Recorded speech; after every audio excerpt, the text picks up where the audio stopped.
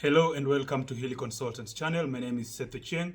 I'm the Director of Client Engagement based out of Nairobi, Kenya, and in charge of most of our engagements in Africa.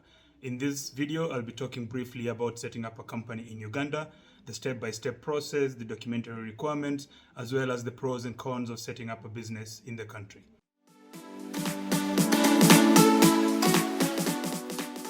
There are 4 major steps when incorporating a company in Uganda. Number 1 is to reserve your preferred company name. This is done at the Uganda Registration Services Bureau at the office of the registrar.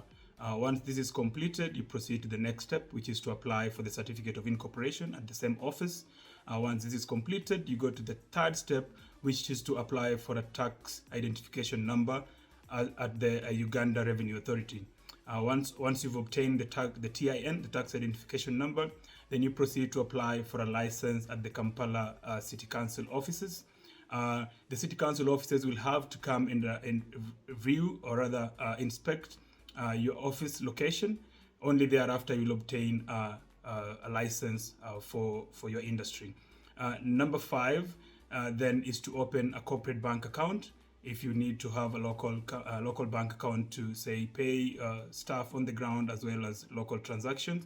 And then number 6 and the final step is to register the company for Social Security Fund.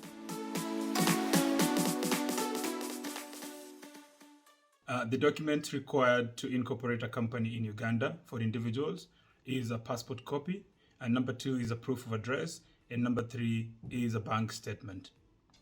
For corporate entities, we'll need a certificate of incorporation, a memorandum and articles of association of that particular company, a financial statement of the last year, as well as a board resolution authorizing the setting up of a subsidiary or a branch office.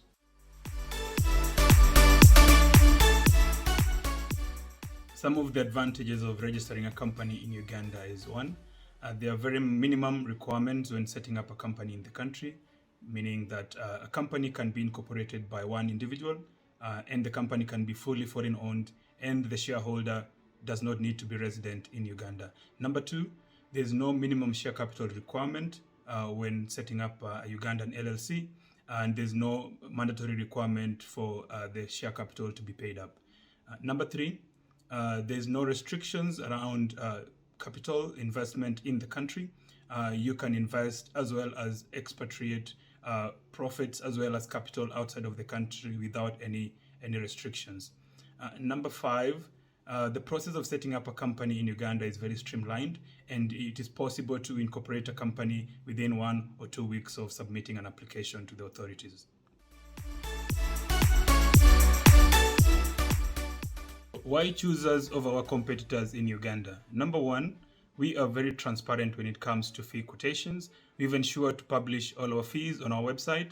This is something that is not common with any, if not all, of our competitors in the country. Number 2, at the beginning of the engagement, we ensure to prepare a detailed project plan outlining each step of the engagement from start to finish. This ensures to keep our clients' expectations in check, and they know from the beginning of the engagement when to expect deliverables. And number 3, we have a lot of experience in this industry, having operated or provided services in the country for almost 18 years, meaning we know the do's and the don'ts and ins and outs of every process of setting up a company across different industries in Uganda.